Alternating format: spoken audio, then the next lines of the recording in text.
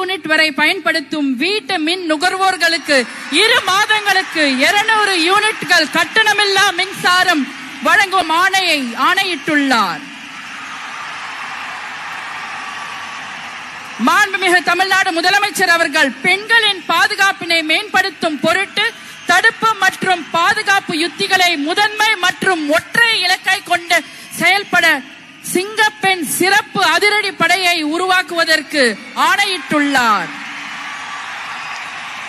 தமிழ்நாட்டில் போதைப் பொருட்கள் தொடர்பான குற்றங்களை கண்டுபிடித்து கடுமையான நடவடிக்கைகளை எடுக்கும் பொருட்டு அனைத்து மாநகரம் மற்றும் மாவட்டங்களில் போதைப் பொருட்கள் தடுப்பு படை அலகுகளை உருவாக்குவதை குறித்து ஆணையிட்டுள்ளார் மாண்புமிகு தமிழ்நாடு முதலமைச்சர் அவர்கள்.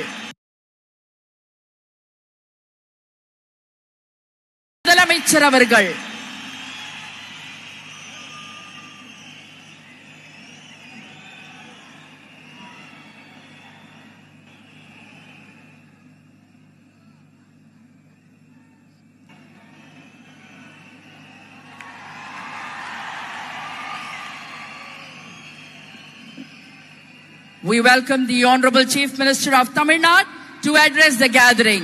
மாண்புமிகு தமிழ்நாடு முதலமைச்சர் அவர்கள் உங்கள் முன்னால் உரையாற்றுவார்.